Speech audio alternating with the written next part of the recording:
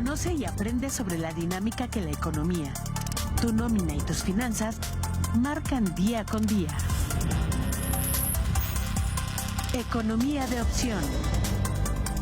Comenzamos. Muy buenas tardes, querida audiencia. Pues hoy les saludamos nuevamente también aquí en su programa Economía de Opción, que como saben, pues procuramos tocar los temas que ayuden en el desarrollo de las empresas sobre todo y dar las mejores recomendaciones a través de las palabras de nuestros invitados, pero también pues con mi amigo Mauricio pues procurar ir platicando en un bloque, en un esquema, también de algunos otros temas relevantes que queremos compartirles constantemente. El transmitir hoy desde TV WAC, pues es para nosotros un gusto, como siempre, y con ello tenemos la oportunidad de saludar a pues, los integrantes de todas las universidades de Querétaro también, para que sepan que desde aquí les estamos compartiendo un gran número de información. A nuestros alumnos de la Facultad de Contaduría y Administración de la Universidad Autónoma de Querétaro, pues también sepan que estaremos tocando temas que les puedan ser relevantes, y desde luego con los maestros de nuestra querida facultad, pues también estaremos tocando esos aspectos. Ojalá sea de su interés, y por hoy pues estaremos tocando algunos aspectos, y desde luego dar la bienvenida a mi amigo Mauricio también, que sepa que pues aquí le vamos a ir avanzando otra vez duro, y bienvenidos todos. Bienvenido, amigo. Muchas gracias, Sergio. Muy buenas tardes. De verdad, un gusto poderles saludar una vez más aquí a través de este programa Economía de Opción, transmitiendo desde Ciudad Universitaria en la Universidad Autónoma de Querétaro, cumpliendo 9 años al aire a través de esta cadena y de esta red de televisión. Una felicitación a todas las personas que hacen posible este trabajo y esta actividad en la cual nosotros tenemos la oportunidad de poder participar con ustedes y poder servir de esa misma forma. Queremos agradecer a las personas que nos hacen el favor de acompañarnos en estos momentos a través del canal 24.1 en televisión abierta de TV WAC, en el canal 24 de Total Play y de Axtel, de la misma forma en el 124 de Megacable y en el 14 de Easy. En estos momentos también estamos saliendo a través de las redes de la Universidad Autónoma de Querétaro, de lo que es TV WAC y del Colegio de Profesionistas en Contaduría Pública, Fiscal y Finanzas. Como bien decía nuestro amigo Sergio, un gusto el poder compartir a toda nuestra audiencia, a nuestro auditorio, de la manera muy particular a todos los estudiantes de esta facultad de la Universidad Autónoma de Querétaro, a quienes nos hacen el favor de acompañarnos. Y queremos agradecer también a las personas que nos hacen el favor de suministrar su trabajo y su empeño para poder estar nosotros al aire a través de este receptor. En primer lugar tenemos a nuestro amigo Paco Molgado, que es nuestro floor manager. Muchas gracias, Paco, cada semana por aquí. Es un gusto poder participar contigo. En BTR tenemos a Denis Sánchez, a Viridiana Santana en el audio, y a nuestra productora Edith Segura. Muchísimas gracias de verdad a nuestro grupo de trabajo que nos hace favor de acompañarnos y darnos esta oportunidad de poder estar aquí con ustedes. El día de hoy vamos a platicar de un tema importante. Normalmente platicamos, como bien dice Sergio, de algunas oportunidades en beneficio del desarrollo de los negocios. Por costumbre y por lo que se nos ha presentado hasta estos momentos, siempre hablamos del tema de las obligaciones. Hoy vamos a platicar de un tema muy particular, que es el tema de los estímulos fiscales, en donde ahora encontramos que también los contribuyentes tienen beneficios y tienen oportunidades en razón de ¿qué? De lo que tiene considerado la autoridad tributaria en el artículo 16 de la Ley de Ingresos de la Federación, y que eso nos viene a participar el día de hoy un muy buen amigo, nuestro amigo y compañero del Colegio de Profesionistas, Arturo del Corral Guerrero, que en un ratito más estará por aquí con nosotros. Y previo a entrar a ese tema de lleno, vamos a hacer una participación en el aspecto de cuáles son las responsabilidades que incurren y que tienen los socios y los accionistas de las entidades de negocios para con aspectos tanto administrativos, mercantiles, legales, laborales, inclusive hasta penales. Entonces, vamos a empezar a platicar sobre ese tema. Y, estimado Sergio, pues, ¿qué te parece si abrimos telón con el tema, no? Normal. Sí. Adelante, amigo. Adelante, entonces. Adelante, por favor. Y como hemos platicado, realmente se trata de que podamos compartir algunos temas de esa trascendencia, y sobre todo aquellos que en algunos casos los empresarios de cualquier tamaño no le toman la debida relevancia, la debida importancia, amigo, porque A veces pensamos que basta con, sobre todo, pensemos en la nómina, que a veces basta con pagar el salario, con contratar a alguien y listo, sin tener que cumplir con otra serie de obligaciones. Y ocurre que a partir de la existencia de una relación laboral, bueno, pues surgen responsabilidades importantes, desde luego la de cumplir con todas las obligaciones que establece la Ley Federal del Trabajo, pero no es la única parte donde hay responsabilidades y donde hay cumplimientos, ¿no? Puede haber en el aspecto de lo fiscal, en el aspecto de la seguridad social, en el aspecto mercantil. En muchos de esos puntos puede trascender que el incumplimiento de una empresa, ¿sí?, trascienda hacia incluso el patrimonio de las personas que integran a esa sociedad.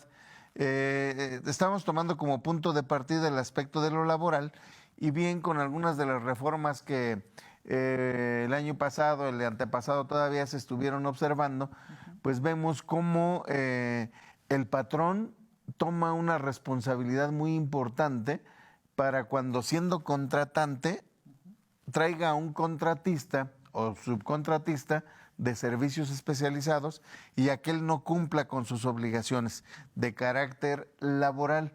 En ese momento el beneficiario de los servicios, que es el contratante, pues se convierte en un responsable solidario, lo que implica que lo primero que habría que observar ahí es que tiene que ocurrir que el patrón que les ha contratado a ellos de manera directa no haya cumplido, para que entonces después de aquello la autoridad laboral pueda venir con el último, que es el contratante, para que sea él quien tenga que cubrir las cantidades a los trabajadores. Y eso se convierte entonces también en una advertencia muy especial de prevención para que cuando contratemos a otras empresas que son especializadas, pues tengamos ese cuidado para no caer tan en ese aspecto. Otro de los puntos donde normalmente se dan en el aspecto laboral es cuando se dan ciertas sustituciones laborales. Y esa sustitución laboral, ya sabemos, como lo platicamos, que se da cuando llega un patrón sustituto y desde luego pues el sustituido se va. Ese sustituido podría tener cargas u obligaciones incumplidas para con sus trabajadores y entonces la ley va a prevenir que el patrón sustituto pues tenga una responsabilidad pero posterior a 6 meses. Lo que implicaría es que en esos primeros 6 meses le toca al que ya estaba, a menos de que hagan algún acuerdo entre ellos para responder por cualquier cuestión de ello y bueno, pues no tengan que transcurrir los 6 meses, sino que alguno más lo absorba. Y creo que, como punto de partida está ese, amigo, pero ya te la sabes que vamos a poder platicar de todos los demás. Así es, amigo. Bueno, pues precisamente sobre este tema que queremos platicar el día de hoy con ustedes, encontramos el tema de cuáles son los tipos de responsabilidad que puede llegar a tener un socio o un accionista. Bueno, en principio tenemos que considerar el tipo de sociedad de la que estamos hablando. Podemos tener la sociedad anónima, la sociedad de responsabilidad limitada, una cooperativa, una comanditaria, pudiéramos llegar a tener diferentes más. Pero en estricto sentido encontramos razones o conceptos muy particulares: la responsabilidad solidaria, la responsabilidad limitada y la responsabilidad subsidiaria. Normalmente en el aspecto del tema solidario lo vamos a ubicar en el término mercantil o en el aspecto mercantil. El aspecto de la subsidiaria se va hacia el tema legal, pero también de la misma forma hacia el área fiscal. Y es en donde empiezan a tener, por ejemplo, ahorita nos estabas platicando el tema de la solicitud de servicios a través de un tercero y que él no cumpla con ese registro, con ese padrón y con esa información que tiene que suministrar la autoridad porque está ofreciendo un servicio, ¿cómo le denominan? Especializado. Y que en consecuencia pues va a tener la no deducibilidad por una parte y por otra tener que atender otros esquemas en el ámbito fiscal. Bueno, bajo esas consideraciones es en donde tienes también que considerar la oportunidad de que esta responsabilidad tenga un tema de limitación, porque no sería entonces ya de mucho interés para el socio que diga yo quiero poner mi empresa. Y normalmente decíamos, bueno, hay que ver cuál es la forma en la cual lo constituimos conforme a lo que nos orientó el notario o el abogado Y bajo esa idea decimos, podemos llegar a perder inclusive hasta nuestro patrimonio de manera particular, de forma personal. ¿Por qué? Porque no cumplimos alguna situación en concreto por ahí a través de esa representación de ese tercero, ¿no? Que es la persona moral. Y como alguna vez también nos platicabas, estimado Sergio, dices, es que también decías, bueno, ¿una persona moral puede cometer algún delito? Decimos, más allá del delito, tiene que llegar a cumplir con una situación de obligación en lo cual se le implique y se le señale por parte de una autoridad. Entonces, también buscar en esa oportunidad el tema de la limitación, ¿para qué? Para que el compromiso de los bienes, de los derechos del socio tengan siempre un límite. ¿Qué tendríamos que hacer en ese esquema, estimado Chico? Tú también eres abogado. Eso. También se me da. También se me da.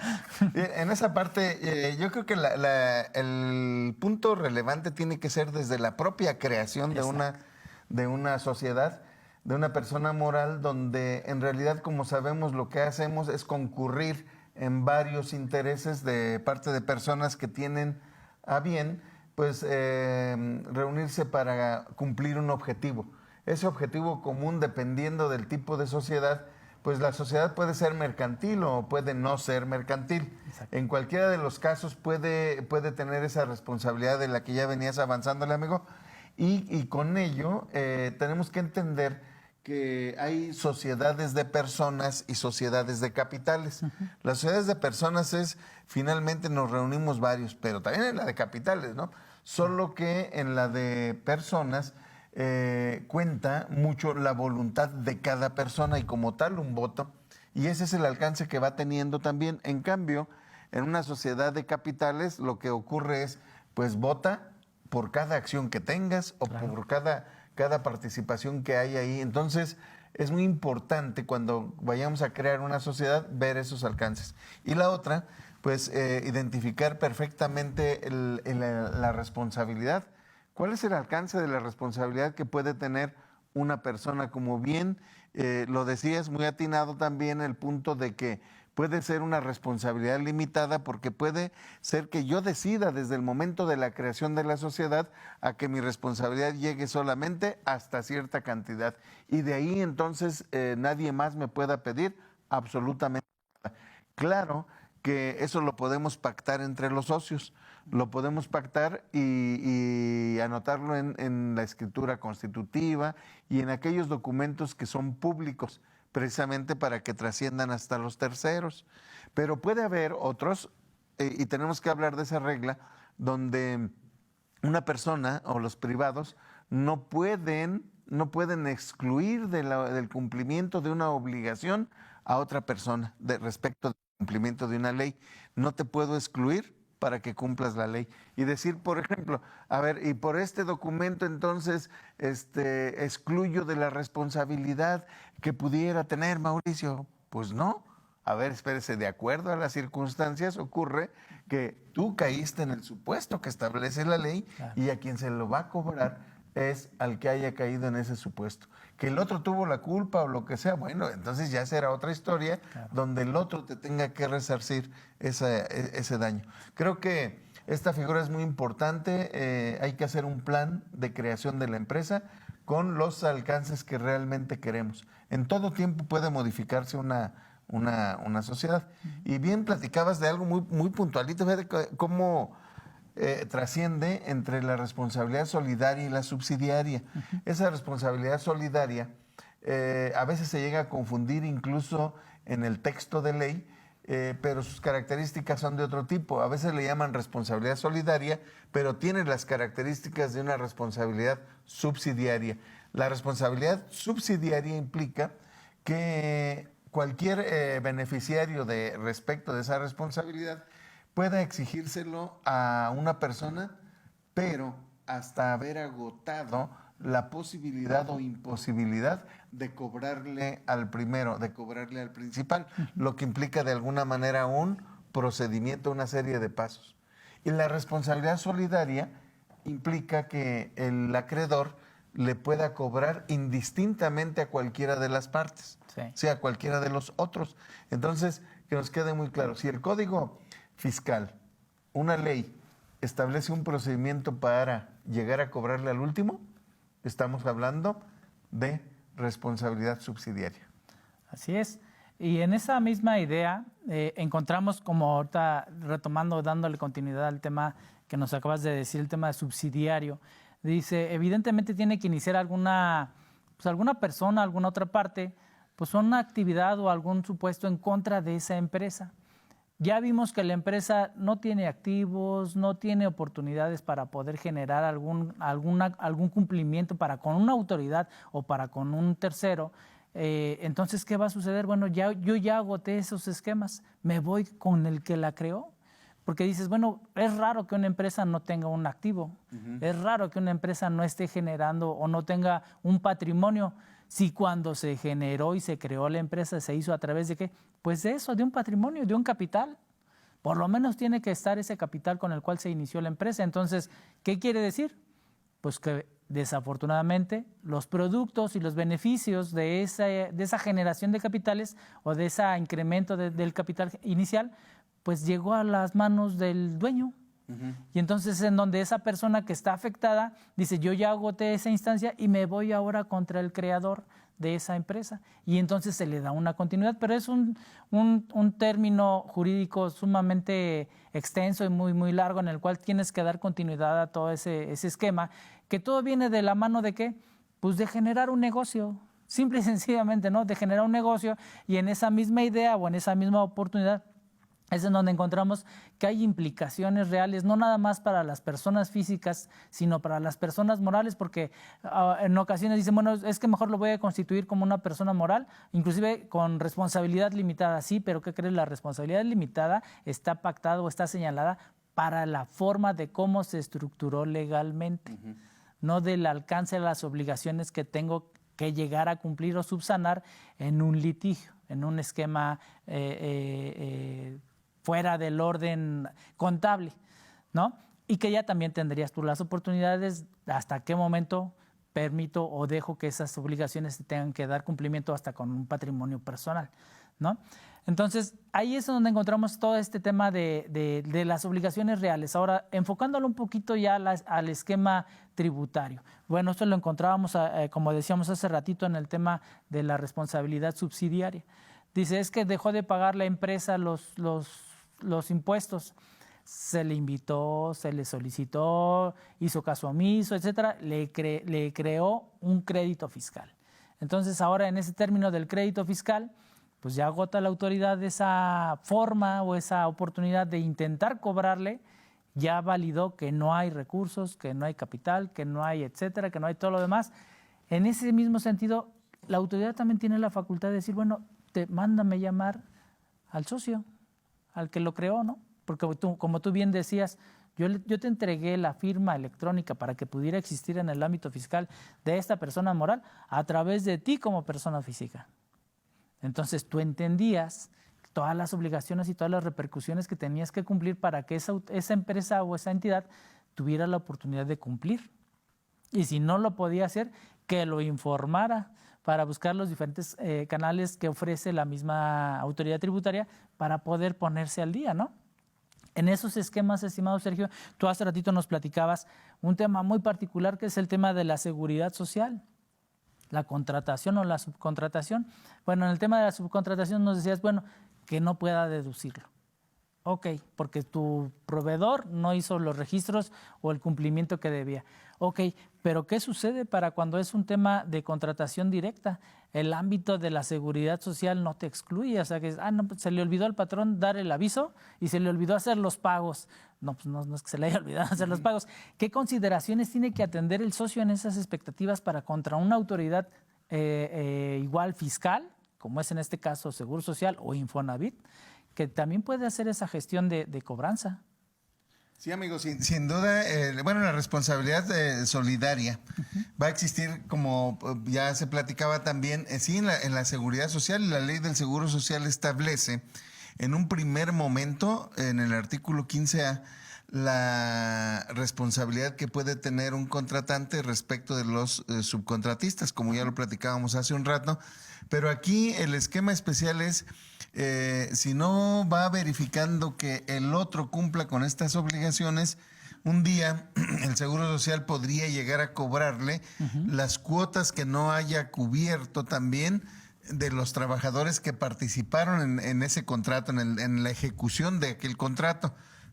Ahora bien, con esto diríamos, pues es muy importante que el patrón o el contratante observe que el Seguro Social, para cobrar eso, lo primero que tiene que hacer es haber identificado y demostrarme que ya le cobró al que debía cobrarle y aquel no pagó. Claro. ¿Sí? Y que no pagó. Finalmente, esto, al ser de carácter fiscal, lleva las mismas reglas también para que una autoridad lo pueda cobrar. Esta primera parte es solamente tratándose de las cuotas que no hayan cubierto los subcontratistas, no de todo lo que deba la empresa de donde yo soy socio.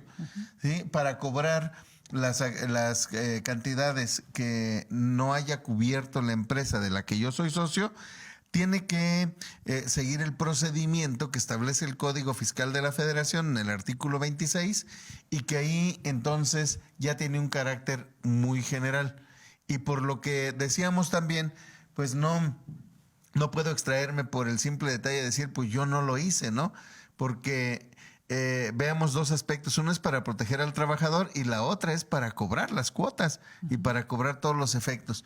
¿Cuándo le va a cobrar el Seguro Social o el fisco? Ahora vamos a conjuntar a los dos, el Seguro Social o el Infonavit o el Servicio de Administración Tributaria o una dirección de fiscalización o de ingresos del Estado. ¿Sí? En el caso de que ya tenga determinado un crédito fiscal, que es una cantidad que ya debo como tal y que lo determinó la autoridad, cuando a veces haya iniciado una revisión y no tenga mis avisos correspondientes. Pero cuando se debe esta cantidad y los activos de la sociedad como tal de la persona moral ya no sean suficientes para cumplir con aquella carga. Y en ese momento va a ir enfocando a algunos personajes. Y esos personajes son o el director o el administrador o quien tenga conferida la administración en sí de la negociación. En ese caso puedo llamarle gerente general, director general, como decía, y será esa persona en el primer momento. Porque bien lo decías hace un momento, es como yo confío la administración de mi empresa en alguien. Pues esa persona es porque confío y tiene una responsabilidad. Lo que implica este alcance de responsabilidad es la habilidad que tengo para responder. Y en algunos momentos la ley le va a ubicar a las personas de cuándo tienen que responder. Se van a dar varios supuestos, pero aparte de estos administradores, gerente general, director general, administrador, vienen también en un momento dado los socios o los accionistas, atendiendo a ciertas circunstancias que de todos modos iremos platicando en todo lo posible aquí, amigo. Fíjate que ahorita dijiste la palabra clave, ¿no? Los personajes que entran dentro de la operación del negocio. Decimos, normalmente entendemos que dices, bueno, el socio pues es el que tendría que ejecutar la actividad del negocio. Pero también tenemos por ahí en ocasiones que surge el representante legal, el apoderado legal, el gerente, el encargado el que tiene las facultades de toda la gestión, de la cobranza, de los pleitos, etcétera. Entonces, también forma o te da la oportunidad como dueño de una empresa precisamente a formular un equipo de trabajo con el cual, pues, ¿cuál sería tu primer función? O la que deberías buscar siempre, pues la de ser socio, claro. La de poner el recurso para que ese activo, que ese negocio genere. ¿Sí? Y obviamente, como tú decías, contrato a una persona que sea el representante, que puede ser a la vez también el apoderado legal, que te pueda generar una serie de factores o de gestiones en la oportunidad de hacer más dinámico la actividad, en donde realmente mi trabajo, ¿cuál era? Pues ser el dueño del dinero y ponerlo. ¿Y cuál era el trabajo de ellos? Que hacer que ese dinero produzca y rinda, para que a través de todas esas diferentes entidades, los gerentes, los socios, bueno, los socios no se los dejamos fuera, los directores, los representantes y demás, ellos realmente gestionen ahora sí esta actividad, porque entonces ahora sí dejamos de forma ideal o de forma oportuna en el ámbito de hacer negocios, pues a una persona indicada dentro de esta característica de de realmente poder hacer un negocio, ¿no? Como tal. ¿Qué sucede, estimado Sergio, cuando el socio es el mismo representante y es el mismo apoderado? Entonces, ¿realmente pues, se agotaron todas las oportunidades y sobre él tendrían que recaer todas las obligaciones? Sí, en ese caso tendría que ir sobre los que establezca la persona. Hay que recordar que la persona moral se constituye de cuando menos 2 personas, aunque hablamos de sociedades unipersonales como es la sociedad por acciones simplificada, que tiene una característica muy importante, y ahí caeríamos en el supuesto donde es, bueno, pues tiene un socio, sí, es el que hace todo, aunque podría tener el socio y tener un director general. Sí.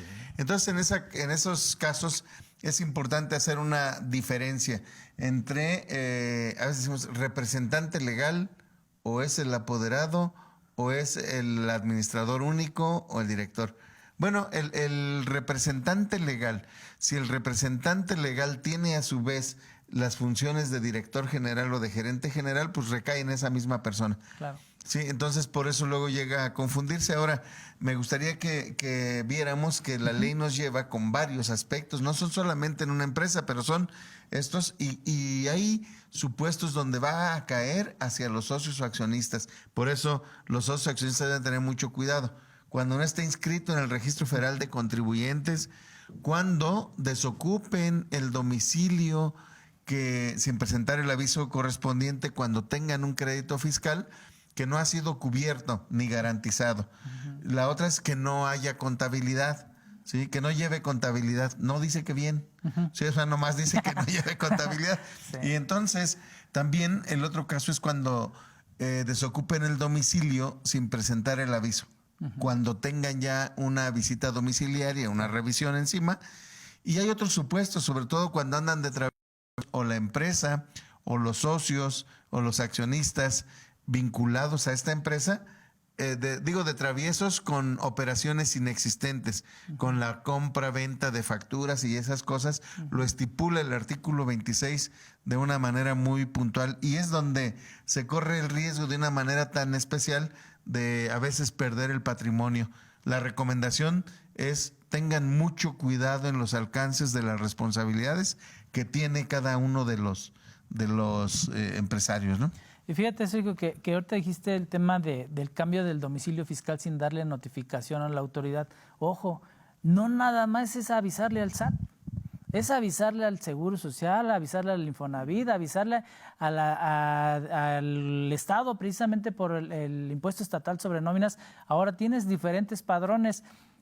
Es en donde encontramos también esa necesidad. Oye, ¿no habrá oportunidad de que si nosotros tenemos 4 padrones por lo menos para poder hacerlo, que nos hagan una unificación de criterios y que las autoridades, así como se comparten la información entre el Seguro, el Estado, el Infonavit y el SAT, que se compartan la información de que hicimos el cambio de domicilio para con una? Pues sí.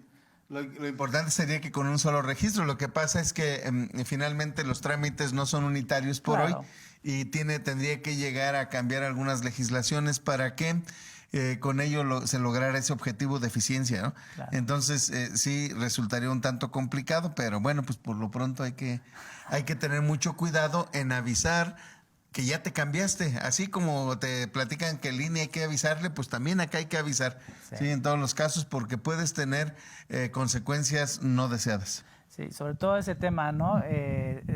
Resulta que, ¿sabes qué? Te fui a notificar a donde yo tengo informado que estabas.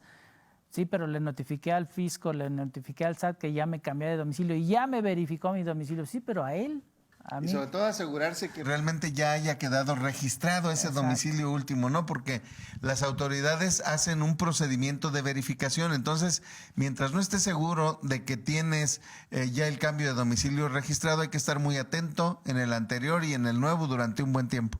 Por lo menos para poder estar presentes si estamos siendo buscados por la autoridad, y si hay algo que tengamos que atender, lo hagamos de la manera más pronta para evitar cualquier posible sanción, porque ya ahí en ese tema no te visité, no te encontré, sanción inmediata. Ya después vemos en el día que te encuentre por qué no te encontrabas en el lugar que me habías notificado. Bueno, vamos a tener que hacer un pequeño corte, estimado Sergio. Audiencia, los invitamos a que nos acompañen en este pequeño corte, y estamos aquí de regreso en su programa Economía de Opción. En un momento regresamos. Continuamos en Economía de Opción. Muchas gracias por continuar con nosotros aquí en su programa Economía de Opción. Bueno, pues ahora sí vamos a dar paso a platicar con nuestro invitado. Él es el contador público certificado Arturo del Corral Guerrero, quien nos viene a platicar acerca de los estímulos fiscales para los contribuyentes en este ejercicio 2024 que estamos iniciando. Estimado Arturo, muy buenas tardes. ¿Cómo te encuentras? Bienvenido. Muchas gracias a todos. Gracias nuevamente por invitarme a este programa. Ya es la tercera vez que participo aquí con ustedes, uno como invitado, otro como conductor, ¿no? Y nuevamente aquí nos encontramos. Muchas gracias. Qué bueno. Eso ya es cliente de Arturito. Exacto. Muchas gracias, bienvenido. Gracias por tu visita, amigo, también, y desde luego saber que hoy estaremos tocando un tema relevante para los empresarios, el contribuyente en lo general, y este tema que hoy se estará tocando precisamente son los estímulos fiscales. Los estímulos fiscales que se encuentran en algunas partes no solamente de la Ley de Ingresos de la Federación, sino también en la Ley del Impuesto sobre la Renta, y que son aspectos que vienen a traer algún beneficio al contribuyente. Esos beneficios, como sabemos, pues normalmente pueden ir enfocados a veces a ayudarle a disminuir su carga tributaria, su utilidad o la base, o a veces le puede ayudar también a pagar sus impuestos, dependiendo del enfoque a donde lo llevemos. Y pues para esto nos gustaría que comenzáramos platicando precisamente cuáles son esos estímulos que tenemos identificados y cuál es la naturaleza de ellos, ¿no? Claro. Y luego ya tocar algunos otros aspectos que vayamos viendo. Ok. Sí, la realidad es que creo que en la introducción que estaban dando era generalmente en este su programa, Economía de Opción, nos enfocamos mucho en el tema de estas obligaciones, ¿no? Con los contribuyentes, y para que vean que sí los venía escuchando. Entonces, pero creo que también es importante ver que al final los contribuyentes tienen ciertas opciones que al final la misma autoridad, los mismos legisladores o el mismo ejecutivo, ¿no? En este caso a través de la Ley de Ingresos, pues de cierta manera establece ciertos beneficios que pueden reducir, ¿no? O que pueden mermar el impacto fiscal específicamente a los contribuyentes con ciertos beneficios, conociéndolos como estímulos fiscales. Y en este sentido, pues principalmente lo que busca es incentivar pues el tema económico, el tema al sector empresarial, a las MIPYMES, a los contribuyentes en general, con ciertas cuestiones, y siempre hay que cumplir con ciertos requisitos. En ese sentido, y como bien lo mencionaste, Checo, pues al final es esta parte de que al final hay una publicación en la Ley de Ingresos de ciertos estímulos. Tenemos un título séptimo en la Ley de Impuesto sobre la Renta con otros estímulos, y de cierta manera puede haber otros tipos de decretos, ¿no? Que al final el Ejecutivo puede estar emitiendo para efectos de beneficiar. De hecho, por ejemplo, el año pasado, en octubre, si no me equivoco, también hubo un decreto específicamente para la industria exportadora y pues en junio para el tema de todo el parador del Istmo de Tehuantepec, ciertos beneficios de cierta manera, ¿no? Fíjate que, bueno, encontramos dentro de estas oportunidades, estos beneficios que recibe el contribuyente, varios rubros particulares, ¿no? Por ahí tenemos el tema de los libros, tenemos el tema de los ahorradores. El que no nos benefician mucho y no nos agrada mucho es el tema del IEPS en gasolinas, en donde pues de alguna manera se establece o se habla acerca de un gasolinazo. No es tanto así, sino que realmente el factor de ese apoyo que otorgaba el Estado en beneficio del consumidor se dejó de dar. ¿Por qué? Porque es un producto particular que tiene características muy especiales, que precisamente al momento que nosotros éramos los productores, el día de hoy no somos tan productores, somos más consumidores, pues entonces el estímulo, el beneficio no se lo estábamos dando a la industria mexicana, se lo estábamos dando a la industria extranjera, porque lo estábamos comercializando prácticamente. Entonces por eso es que se empieza a hacer esas reducciones, en donde el contribuyente dice, pues pago más y pago más. Pues sí, pero pagas más porque le estamos dejando de ayudar al que nos la vendía, ¿no? Al que nos la estaba produciendo. Pero en estas oportunidades, estimado Arturo, por ejemplo, en el caso de los ahorradores, ¿qué puede encontrar el contribuyente? Decíamos, bueno, es que realmente no es un beneficio, porque al final de cuentas se le va a retener un poquito más, ¿no? Pero tiene una simplificación y tiene una operación de fondo que en realidad a cierto plazo sí le tiene que venir a beneficiar al ahorrador. Sí, correcto. Recordemos que al final uno de los puntos aquí interesantes es el tema de a los ahorradores específicamente, sobre todo en el tema del retiro, ¿no? Sabemos que al final y Checo, experto en el tema, evidentemente podrá ahondar más en este asunto, pero al final tenemos diferentes leyes en cuanto al seguro social que están vigentes para algunos contribuyentes y otros. Los que prácticamente están a partir de la ley del 97, pues de cierta manera tienen, pues ahorita, la obligación en el sentido de que si quieres tener una vida digna el día de mañana cuando te quieras retirar, pues sí empezar a ahorrar, ¿no? Sí. Entonces, y existen diferentes temas de sistemas de ahorro para el retiro específicamente y la ley impuesto sobre la renta menciona uno que a través de justamente el título séptimo de la ley impuesto sobre la renta, la facilidad o la posibilidad de poder pues justamente contratar algún tema de previsión de retiro y que te ayude justamente a que fuera un estímulo fiscal que se aplique en tu deducción o en tu declaración anual. Lo interesante de esta, de manera muy particular, a diferencia del artículo 141, es que en esta situación nos permite que tenemos incluso hasta antes de la presentación de la declaración anual para poder contratar de cierta manera dicha póliza o dicho seguro de retiro para poderlo aplicar en la declaración anual del ejercicio anterior. Es decir, pensando ahorita 2023, tengo en este caso para personas físicas a más tardar el 30 de abril para poder contratar pues prácticamente esa cuenta de ahorro para el retiro, conforme al artículo 156, que nos me va a permitir prácticamente aplicarlo directamente en la declaración 23, o si así lo decido, pues en la misma declaración 2024, ¿no? Entonces son de los beneficios que se tienen prácticamente, ¿no? Muy bien, estimado Arturo. Bueno, ¿qué te parece si partimos precisamente para con nuestra audiencia? ¿Qué debe de entender nuestro auditorio como un estímulo fiscal?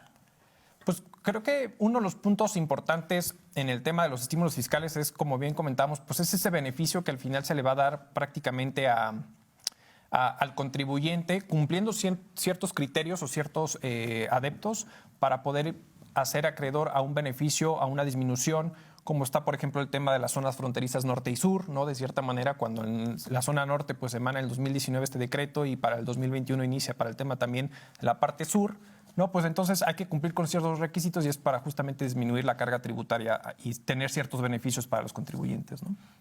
Muy bien, bueno, entonces ya vimos que es un estímulo fiscal, ya vimos que es realmente para tener un beneficio en la carga tributaria. Claro, y sobre todo, fíjate, amigo, cómo es de para qué nos sirven. Exacto. Y para qué les sirven, porque si bien has tocado el tema de que sirven para así generar un impacto económico de desarrollo en algunas áreas específicas, y en esas áreas específicas la política fiscal, en ese caso el gobierno, tiene que estar enfocado a la forma en cómo puede colaborar. Ahorita Mau platicaba hace un rato del estímulo que hay al IEPS, por ejemplo, o al consumo, que en el caso podría ser de una manera muy, muy esporádica como se dio aquel estímulo, pero era un estímulo al consumo, en realidad a la gasolina, cuando se subsidió o se estimuló también el pago del impuesto especial sobre producción y servicios, que fue algo realmente bajo, yo creo que para que no se notara el incremento del precio,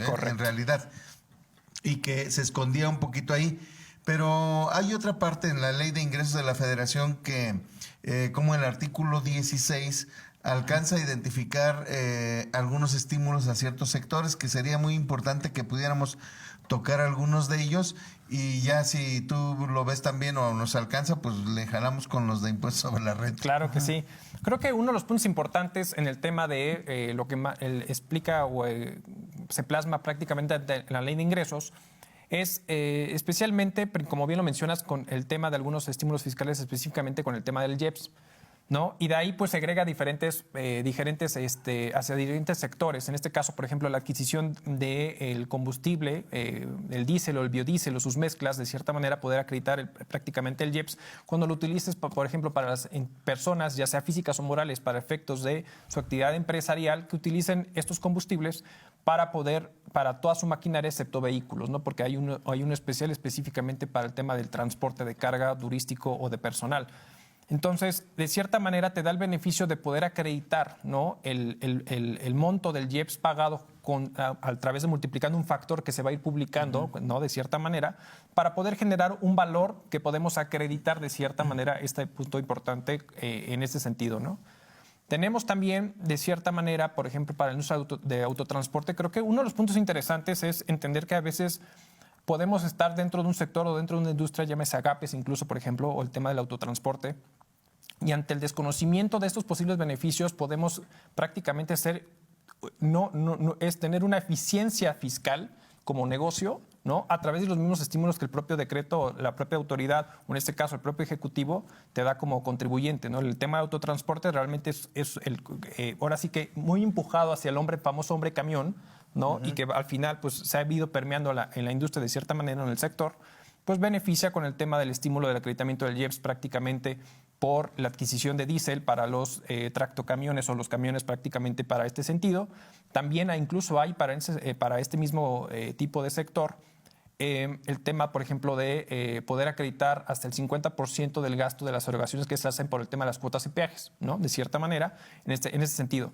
Uno de los puntos interesantes en este apartado es que incluso hay una jurisprudencia que habla en este sentido de que al final los estímulos fiscales no son acumulables salvo que la misma autoridad o el mismo estímulo te lo diga, ¿no?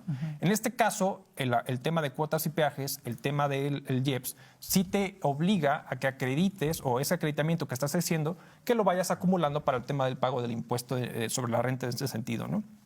Hay que llevar un tema pues de cierta manera analítico, el control volumétrico y todo este tipo de situaciones de lo que se consume en el caso del diésel y este tipo de situaciones. Pero creo que el punto más interesante de esto es que existen, como bien sabemos, pues estas famosas obligaciones formales, ¿no? De cierta manera que ayudan a generar pues ciertas cuestiones muy importantes. Y me explico con esto. Tenemos beneficios y me ha tocado diferentes sectores que tienen beneficios, los aplican, pero se les olvida presentar el aviso del estímulo fiscal.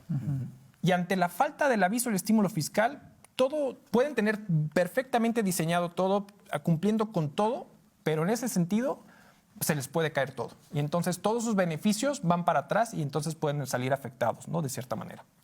Así es. Y que además, fíjate, este punto como es muy relevante porque en esa oportunidad de presentar un aviso, un simple aviso, es una cuestión de formalidad, le puede traer consecuencias de vigilancia, de fiscalización, que en esa fiscalización la autoridad de pronto puede llegar a determinar diferencias.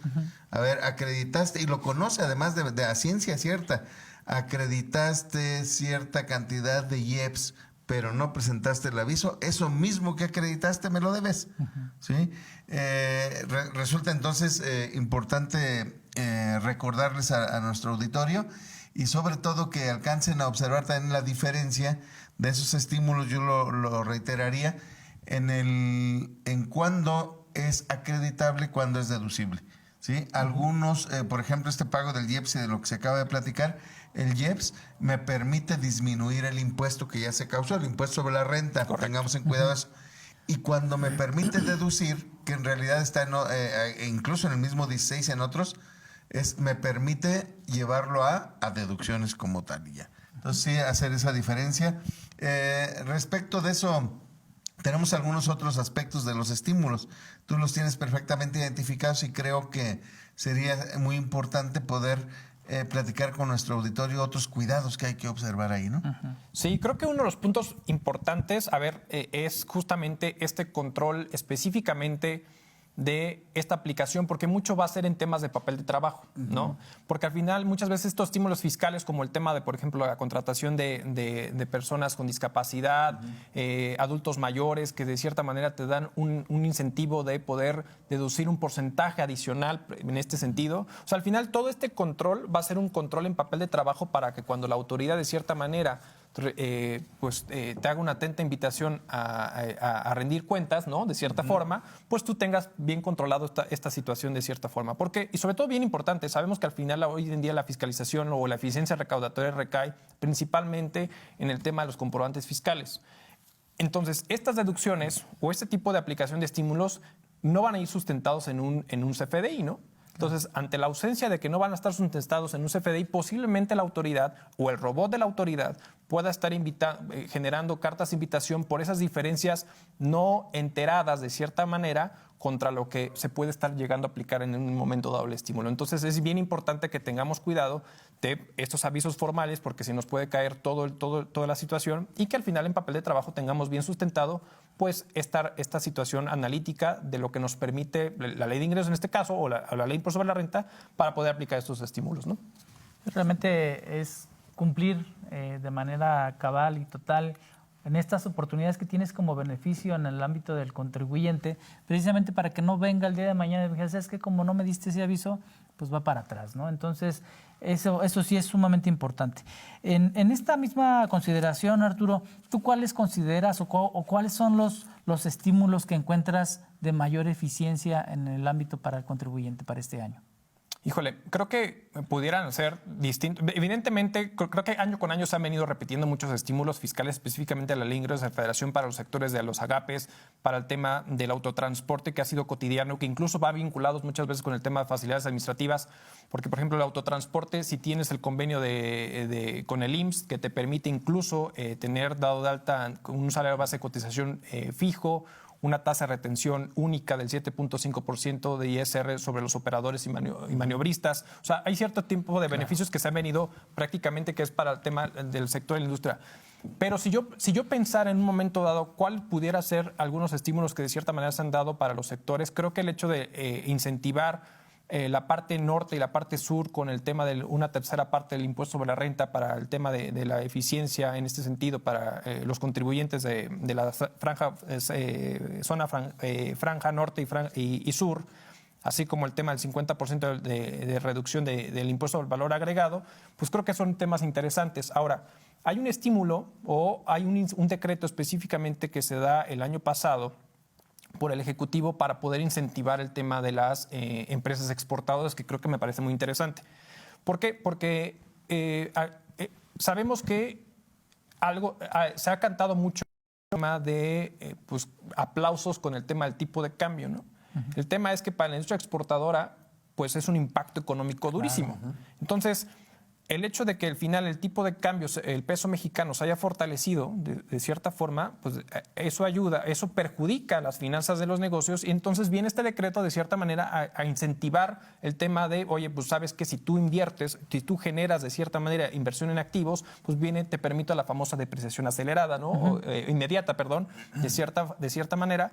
E incluso para este tipo de sectores, la parte exportadora, hay un estímulo, el tema de las capacitaciones, ¿no? Si tú capacitas, lo que tú gastes en capacitación específicamente para tus colaboradores y estén obviamente inscritos en el seguro. O sea, este tipo de estímulos siempre van a ir aplicados que estén al pie de la letra todo lo demás, ¿no? O sea, el hecho es que tengas a los colaboradores, los tengas debidamente registrados ante el Seguro Social, pagues el impuesto sobre nómina, todo ese tipo de cuestiones, pero que al final te voy a permitir que todo aquello que inviertas en capacitación de tu personal, pues te voy a dar una posibilidad de cierta manera en poder deducir un tema adicional de cierta manera. Ahora, y por último, creo que uno de los puntos importantes, creo que este decreto que hubo en junio del 2023 con el tema del Istmo de Tehuantepec, con todo este tema del nearshoring y que se está dando y toda esta situación, creo que viene a jalar inversión de cierta forma para poder ayudar a incentivar a que las empresas que se van a posicionar, obviamente con ciertas reglas del juego, pero que se puedan plasmar prácticamente en toda esta zona, pues les van a dar un beneficio importantísimo en materia de ISR y materia de IVA, porque lo que están buscando es prácticamente incentivar la economía en ese sector, en esa franja, en esa zona, y pues obviamente creando prácticamente empleos, ¿no? Pues realmente está importante y vemos ese tema del nearshoring que realmente se está incrementando cada vez más, pero decimos, bueno, todavía no nos alcanza porque no podemos tener el recurso suficiente para poder hacer una implementación como tal, pero sin embargo sí se está considerando en un corto plazo que eso detone mucho del esquema económico de nuestro país. Entonces, obviamente, al detonar México, tendrías que detonar gran parte de Latinoamérica. Entonces, sí es de llamar la atención. Yo creo que el tema gubernamental sí está poniendo mucho interés en que en ese punto se pueda cumplir tarde que temprano, ¿no? Entonces, pues vamos a ver qué sucede con esas oportunidades dentro de los próximos meses, considerando un año sumamente activo. Correcto. ¿Verdad? Y que tendríamos que considerar también algunas posibilidades de cambio en el aspecto tributario para el 2025, ¿no? Entonces, todavía no lo sabemos, pero lo tendríamos que atender. ¿Qué otra tienes por aquí, amigo, que veas tú, que digas? Además, yo encuentro también Y ojo, contribuyentes, porque la estamos dejando pasar. Creo que, creo que hay, por ejemplo, hay otro estímulo. Bueno, antes de tocar esa parte, porque es interesante a ver qué opinan ustedes, porque dentro del título séptimo del impuesto a la renta, habla como estímulo fiscal el tema de los reciclos personas morales siendo una obligación, ¿no? Cuando te dice, oye, tú persona moral, pues tienes la obligación de tributar en este régimen a pesar de que está en el título de estímulos fiscales, ¿no? Es como un tema contradictorio en ese sentido lo que puede llegar a ver ahí, pero bueno, al final, pues es un estímulo obligatorio. Exactamente, ¿no? O sea, es un estímulo obligatorio. Exactamente. Pero creo que hay un estímulo interesante que es el tema de la adquisición de terrenos cuando está enfocado al tema del sector inmobiliario, ¿no?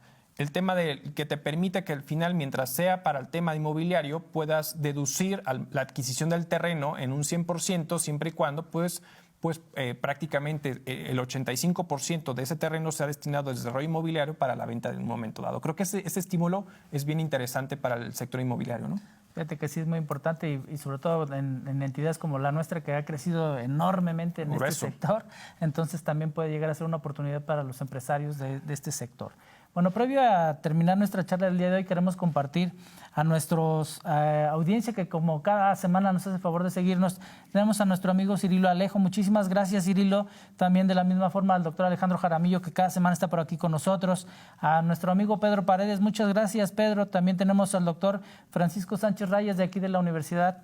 Muchas gracias, Paco. A nuestra amiga Maritza Costa, Omar Luébano, Juan Carlos García Solís y Pedro Paredes. Muchísimas gracias y los esperamos la próxima semana en un programa más de Economía de Opción. Muchas gracias. Gracias a ustedes. Hasta luego. Gracias, amigo. Conoce y aprende sobre la dinámica que la economía, tu nómina y tus finanzas marcan día. Economía de Opción. Muchas gracias por acompañarnos. Los esperamos en la siguiente emisión.